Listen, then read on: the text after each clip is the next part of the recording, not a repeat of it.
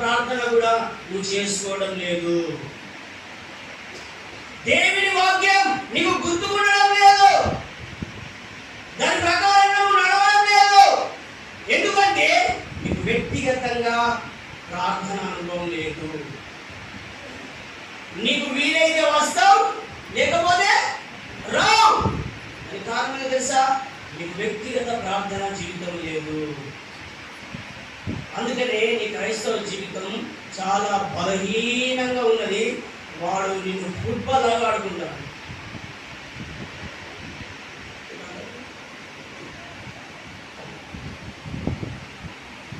గెట్టు కొడుదాడు పడతాను.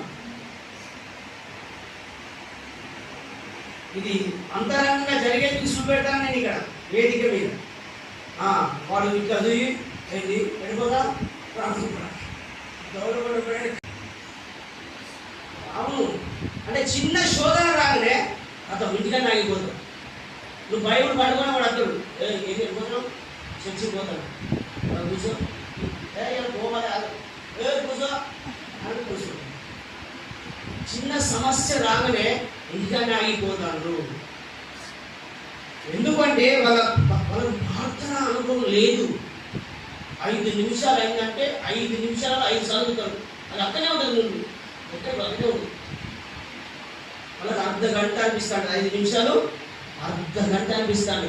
ప్రార్థన పరులకు అర్ధ గంట 5 నిమిషాలు, ప్రార్థన జీవితం లేని వాళ్ళకు 5 నిమిషాలు అర్ధ గంట. ఎంతమందికి అర్థమైంది? గుర్తుపెట్టుకోండి.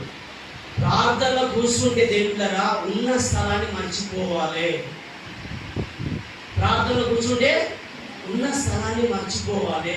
ప్రార్థన అంశాలే నీకు గుర్తుకున్నారే, మిగతా విషయాలకి ఏం గుర్తుకున్నారు. అది ప్రార్థన పరుల అనుభవము. హల్లెలూయా. ప్రార్థన కూర్చుంటే